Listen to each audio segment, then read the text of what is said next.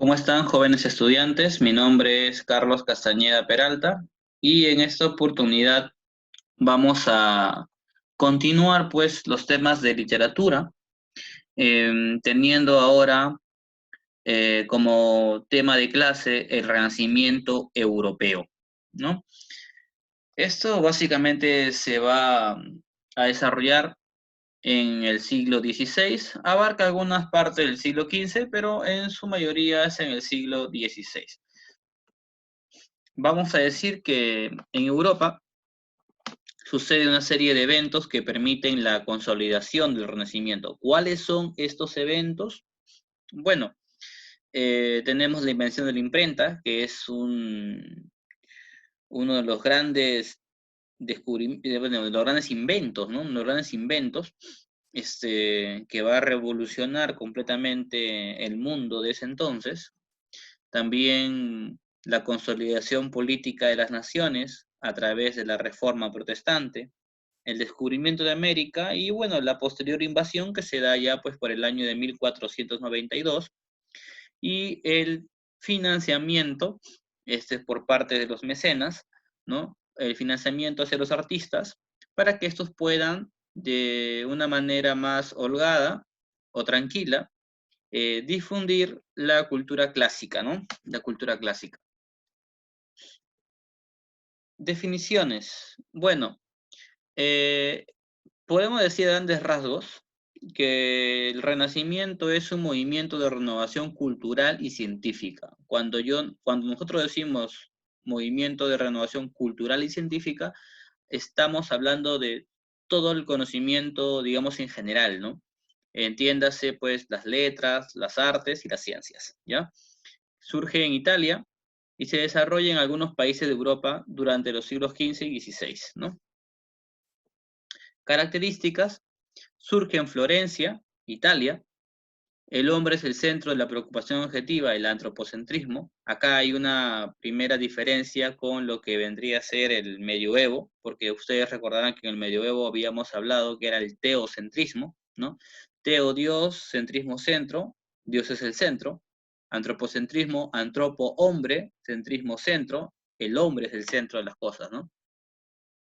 Predominio de la razón como oposición al dogmatismo de la Edad Media. Claro, ese es un dato que se desprende con mucha facilidad, ¿no? En la Edad Media se cree, pues, en una verdad eh, única, ¿no? Y esta es la verdad de Dios. Y se aplica, pues, una lógica para ello, que vendría a ser, si Dios es perfecto, ¿puede mentir? Obviamente que no, porque es perfecto. Y si Dios no miente, lo que Dios dice es verdad, obviamente que sí. Dios no puede mentir porque es perfecto y lo que dice tiene que ser verdad. ¿Y dónde está la palabra de Dios? La palabra de Dios se ubica en la Biblia. Entonces, para conocer la verdad del mundo, ¿qué tenemos que hacer? Simple y llanamente, leer la Biblia, ¿no? Y con eso tenemos, digamos, la respuesta y por lo tanto se consideraba este mundo medieval dogmático. Pero ante esta posición, en el Renacimiento se le va a oponer la idea de la razón, ¿ya? La razón que ya implica otros estándares para calificar las cosas como verdaderas o falsas, ¿no? Las verdades o las pseudoverdades. Por otro lado, va a tener como base filosófica al humanismo, ¿ya? Hay una predilección por la naturaleza que en el Renacimiento muchas veces actúa como personaje, ¿no? O transmite a la naturaleza los sentimientos de los personajes. Se produce un avance científico y tecnológico, ¿no? Como es ya sabido por lo que mencionamos en las características. Perdón, en el contexto.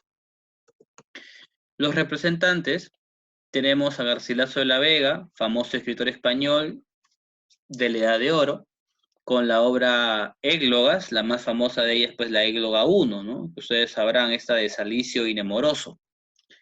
Luego tengo a Tomás Moro con la obra Utopía, a John Milton con El Paraíso Perdido, a François Rabelais con Gargantúa y Pantagruel, a Nicolás Maquiavelo con una obra bien interesante, ¿no? Titulada El Príncipe. Ahí tenemos pues a Maquiavelo en la imagen de la diapositiva. Esta, esta obra es creada para la educación de los futuros reyes. En tal medida es un texto que indica las formas de gobierno. Y no solamente eso, ¿no? No solamente las expone, sino que también da consejos de cómo llevar y conducir un reino. Es interesante la posición de Maquiavelo y que obviamente algunas de sus frases se han vuelto muy conocidas, ¿no? Como la que menciona el fin justifica los medios, ¿no? Para hacernos una idea de lo que Maquiavelo podría pensar, imaginemos que tenemos en una habitación 100 niños, y niños entre 2 y 3 años. Y en otra habitación tenemos médicos, digamos que 35 médicos, ¿ya? En una habitación 100 niños de 2 a 3 años y en otra habitación tengo 35 médicos. Y la propuesta es la siguiente. Si libero a los niños, mueren los médicos. Si libero a los médicos, mueren los niños. Si le preguntamos a un hombre contemporáneo, quizás puede inclinarse por los niños, ¿verdad? Pero si le hubiéramos preguntado a Maquiavelo, Maquiavelo hubiera dicho que liberemos a los médicos. Y tú dirás, ¿pero por qué? Porque esta fría deducción, ¿no? Igual es lamentable ambos escenarios, pero ¿por qué preferir la muerte de 100 niños y salvar tan solo a 35 hombres que sean doctores o que son doctores? Bueno, Maquiavelo explicará que los niños no significan fuerza productiva, al contrario, ¿no? Los niños vienen a ser un gasto, una inversión que bien puede ser productiva porque el niño puede transformarse en un gran profesional o puede ser también un desperdicio, ¿no? Un derroche de recursos, porque puede ser que el niño simplemente no desarrolle ciertas capacidades para los intereses del Estado. Mientras que los doctores que tengamos, los médicos que ya tenemos en el otro salón, 135, son ya doctores, son ya médicos formados que pueden salir y trabajar por el Estado. Si la visión de Maquiavelo es bastante calculadora y fría, ¿no? Por eso viene esta palabra también, ¿no? Maquiavélico. Tienes un pensamiento maquiavélico, dicen las personas cuando se refieren a alguien calculador y frío, ¿no? Bueno, también está Ludovico Ariosto con la obra Orlando Furioso. Pero sin embargo, la estrella de esta clase es el escritor inglés William Shakespeare, ¿no? Que nace en 1564 y lamentablemente fallece en 1616. Nosotros podemos decir pues que Shakespeare nace en Stratford, ciudad que luego va a abandonar para unir su vida al mundo teatral en Londres. No solo fue escritor, sino también actor y empresario de éxito. Es interesante porque es un escritor que no solamente se dedica al tema de la escritura, sino que es multifacético, ¿no? Llegó a poseer su propio teatro, que es importante, ¿no? El famoso teatro llamado El Globo, que estaba o se ubicaba a orillas del Támesis. O sea, Shakespeare, aparte de ser un gran dramaturgo, un gran escritor de sus propias, de sus obras, de estas obras tan memorables como Hamlet, Romeo y Julieta, etcétera. No solamente era el autor, digamos, del texto, sino también era actor, también era parte que trabajaba el desarrollo escenográfico, era el director, era el dueño del teatro, o sea, Shakespeare tenía digamos, una versatilidad para desarrollar varios roles, ¿no? En la producción teatral. Si lo queremos ver por un tema más contemporáneo, ahí entraría la figura del famoso personaje cómico mexicano llamado Chespirito, ¿no? Porque Roberto Gómez Bolaños es parecido a Shakespeare, no en la calidad de las cosas que trabajó, pero sí, por ejemplo, en su desarrollo, ¿no? Roberto Gómez Bolaños también ha sido, pues, el director, el guionista, el que crea los personajes, incluso actor de casi todos sus personajes importantes. O sea, y por eso se le da el apelativo, ¿no? De Chespirito, que viene a ser el Shakespeare, pero en chiquito, ¿no? Entonces ahí nace este apodo, ¿no? Chespirito. Para que vean ustedes que la literatura y los escritores clásicos, como este caso de Shakespeare, considerado un genio de la literatura, no han sido ya desactualizados, ¿no? Incluso las obras de Shakespeare han sido, digamos, resemantizadas o actualizadas a nuestros días, ¿no? Recuerdo y recomiendo una obra que se sacó en el Himna, que era Romeo y Julieta, pero en versión moderna, ¿no? En versión limeña, donde Julieta pues vivía en un departamento en Miraflores, ¿no? Y Romeo iba en motocicleta y comenzaba un diálogo amoroso, pero con palabras, digamos, más contemporáneas. Entonces, eso implica la riqueza de la que todavía pueden, o la fuente de riqueza y de creatividad que estos escritores y estas obras han marcado en la vida de la historia de la humanidad, ¿no? Muy bien. Bueno, un dato en particular de Shakespeare es que fue un gran caracterizador de sus personajes. Llevó a escena las pasiones del hombre y lamentablemente nos dejó un 23 de abril de 1616. Su obra en general es un compendio de los sentimientos, el dolor y las ambiciones del alma humana, donde destaca la fantasía y el sentido poético de sus comedias y el detalle realista y el tratamiento de los personajes en sus grandes tragedias, ¿no? Entre los grandes títulos, pues está Romeo y Julieta, Hamlet, Otelo, etc. Características propias de su obra, ¿no? Sus obras se contextualizan en Inglaterra durante la época isabelina, esto es el reinado de Isabel II. Utilizó tanto la prosa como el verso y combinó lo culto con lo popular. Desarrolló todos los géneros literarios. En el tema del teatro, se caracteriza por renovar el teatro inglés. Sin embargo, Shakespeare carece de originalidad temática, ¿ya? Su obra, por ejemplo, más celebrada, que es Romeo y Julieta, eh, está basada en un cuento, ¿no? El cuento se titula, perdón, Dos amantes que murieron, el uno de veneno y el otro de tristeza. De ese cuento se basa su famosísima obra Romeo y Julieta, ¿no? Eh, Acá hay un punto que rompe interesante con el teatro griego, ¿no? ¿Por qué? Porque Shakespeare en el teatro sí presenta escenas violentas y sentimentales, ¿no? O sea, las escenas violentas sí se presentan en el teatro de Shakespeare y ustedes saben que esto no sucedía con el teatro griego clásico, ¿no? Usar un lenguaje poético y jugar con las palabras y profundizar en las pasiones de los personajes siempre ha sido una marca de este gran escritor. En las obras podemos mencionar las tragedias. Tenemos Hamlet, El Rey Lear, Otelo, Romeo y Julieta, Julio César, Macbeth y Antonio y Cleopatra. Cada una de estas obras cuentan o se basan en un tema en particular, ¿no? Hamlet, la duda, El Rey Lear, el amor paternal, Otelo, los celos, Romeo y Julieta, el amor juvenil. Acá es interesante ver el tema del amor juvenil por dos razones, lo cambiante y lo intenso o pasional, ¿no? Ustedes van a ver que en la obra Romeo y Julieta, Romeo está enamorado de otra mujer cuando llega a la fiesta, ¿no? Y de Rosalina, y él va a buscar a ella, pero cuando llega a la fiesta, oh sorpresa, ¡pum!, se enamoró de Julieta, o sea, y se olvidó para siempre de Rosalina, y es pasional en el sentido de su intensidad, ¿no? Se conocen una noche y el día siguiente se casan, o sea, es un tema bien interesante de esta obra que ya vamos a tocar a continuación.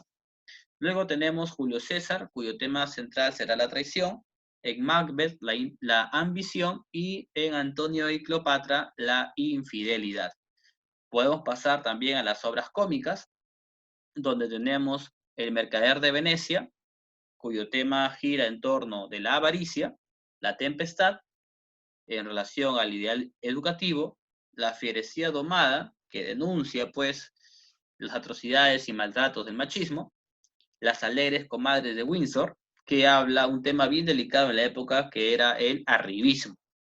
Por otro lado, en la obra de poética de Shakespeare va a prevalecer Venus y Adonis, ¿no? Que es un poema que presenta referencias mitológicas, obviamente entre el amorillo existente entre Venus y Adonis, ¿no? Que posteriormente terminará con la muerte de Adonis. Eh, por los celos, en algunos casos, en algunas versiones, pues Adonis es asesinado por Vulcano, ¿no? Que es el esposo de Venus. Bueno, tengo aquí también hablar de Romeo y Julieta, que es la obra principal de nuestro amigo Shakespeare. Yo en lo particular no considero que sea la más importante, pero sí es la más conocida. Para mí es un tema de gusto personal. Una obra de mayor lustre sería Hamlet, por ejemplo, ¿no? Sin embargo, más conocida es Romeo y Julieta, y vamos a mencionarla, ¿no? Por la misma razón. Y porque obviamente esta obra es motivo de muchos exámenes de admisión. Bueno, Romeo y Julieta se escribe o se pone en escena en 1597, de género dramático, especie de tragedia. Tiene una división en 5 actos y, como anteriormente le había dicho, está basada en el cuento del escritor Bandello, dos amantes que murieron, el uno de veneno y el otro de tristeza. Se contextualiza en dos lugares, ¿no? Verona y Mantua. Con esta, digamos, indicación, con esta característica, ya nos dimos cuenta que Shakespeare no respeta las unidades aristotélicas, porque aquí se está rompiendo la unidad de espacio, ¿verdad? Ustedes saben que para Aristóteles las unidades del teatro deben ser unidad de tiempo, unidad de espacio y unidad de acción. En este caso no hay unidad de tiempo porque se están dando en dos lugares, perdón, unidad de espacio porque se están dando en dos lugares diferentes. Verona y en Mantua, porque una vez que hay un evento trágico donde se está involucrado Romeo, que lo vamos a contar a continuación, por eso no estoy adelantando el hecho. Romeo tiene que huir hacia Mantua y ahí ya cambiaron los escenarios y se rompe pues esta unidad espacial que planteaba Aristóteles, ¿verdad? Emplea el coro para introducir al espectador en la obra, presenta personajes aristocráticos y también siervos, y ahí está, pues, lo que ya he mencionado hace un momento, ¿no? No respeta las unidades aristotélicas, las escenas violentas se presentan o se representan, está escrito en prosa, pero se utiliza un lenguaje poético, y el tema principal es, pues, el amor apasionado de los jóvenes, ¿no? Entre los temas secundarios podemos encontrar el autoritarismo de los padres, el odio, la diferencia de clases, entre otras. Pero ahora vamos a hablar acerca del argumento. El argumento es uno de los puntos más interesantes y hermosos de esta obra. Bueno, primero ubiquémonos en la ciudad de Verona. En esta ciudad viven dos familias rivales, los Montescos y los Capuletos. Algunos chicos se dicen, profesor, siempre me confundo, no sé si Romeo es Capuleto o si Romeo es Montesco. Una forma, digamos, para ayudar a la memoria es acordarnos que Romeo se escribe con M de Montesco. Entonces Romeo es Romeo Montesco, ¿de acuerdo? Y por descarte será Julieta Capuleto, ¿ya? La obra empieza con el coro, ¿no? El coro nos va a introducir una especie de prólogo. Digamos, la obra comienza con un prólogo de la siguiente forma, ¿no? En la hermosa Verona, donde colocamos nuestra escena, dos familias de igual nobleza, arrastradas por antiguos odios, se entregan a nuevas turbulencias. Este punto es interesante porque te está creando el panorama, ¿no? El panorama de lo que acontece, ¿no? De lo que va a suceder. Luego de la introducción del coro, se produce el enfrentamiento entre los criados de ambas familias. En dicha riña participa Teobaldo Capuleto, y también participa Benvolio Montesco. En esta pelea, que genera un gran escándalo, para ponerle fin interviene el príncipe Scala, ¿ya? Y él va a dar pues solución a este problema y va a sentenciar, eh, advirtiendo que si se vuelve a dar una escena como esa, él va a tomar medidas. Y una de las medidas es el destierro, ¿ya? Porque el príncipe Scala argumenta que está cansado, aburrido ya, ¿no? El enfrentamiento entre estas dos familias. Una vez terminado este evento, Romeo llega y conversa con su primo Benvolio, ¿no? Bueno, Romeo aprovecha esta conversación para decirle a su primo que está enamorado de Rosalina, que es una jovencita que rechaza pues las pretensiones amorosas de nuestro amigo Romeo, y su primo, no Benvolio, le va a aconsejar ir a la fiesta de los Capuleto, para que él pueda comparar la belleza de Rosalina con la belleza de otras damas. Bueno, Romeo acepta, y cuando ya se encuentran en la celebración, Romeo conoce a Julieta y se enamora perdidamente de ella. Terminada la reunión, se encuentran los jóvenes en el jardín de los Capuleto y tienen una conversación bastante apasionada donde prometen casarse, ¿no?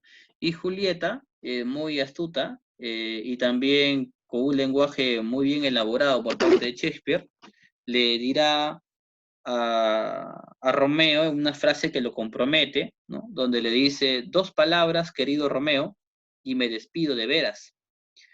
Si las tendencias de tu amor son honradas, si el matrimonio es tu fin, hazme saber mañana por la persona que haré llegar hasta ti, en qué lugar y hora quieres realizar la ceremonia e iré. Entonces prácticamente lo compromete en matrimonio a Romeo. Y Romeo pues acepta, ¿no? O sea, aparte Romeo estaba completamente enamorado de ella, ¿no? Hay una escena donde Romeo está escalando para llegar al balcón y Julieta le dice: Romeo, ten cuidado porque mis padres, mi familia te puede ver y te van a matar, ¿no? Y Romeo le responde, para mí una frase muy linda, donde le dice: hay más peligro en tus ojos que en 20 espadas suyas, le dice, ¿no? Hay más peligro en tus ojos que en 20 espadas suyas, que es una frase muy bonita, ¿no? Muy llena de ternura y dulzura. Pero bueno, al día siguiente, Romeo recurre al fray Lorenzo, que es un amigo suyo, ¿no? Y le pide por favor que los case. Eh, bueno, concertan la ceremonia, se realiza la misma, se casan, ahora ya son esposos, y cada quien parte para su casa. Ya, pero Romeo, caminando por la plaza, se va a encontrar con su amigo Mercucio y también con Benvolio. Entonces, están ahí, pero cuando están los tres reunidos, aparece Teobaldo, que es el primo de Julieta, y se acerca y discute con ellos. Tras el altercado, Teobaldo va a matar a Mercucio. Romeo, enfurecido, asesina a este por venganza y no le queda más remedio que huir a Mantua. La noticia enluta la casa de los Capuleto, por lo que el padre decide casar a Julieta con Paris. Paris es un conde, pero a la vez es pariente del príncipe de Verona, con la intención de olvidar el mal momento.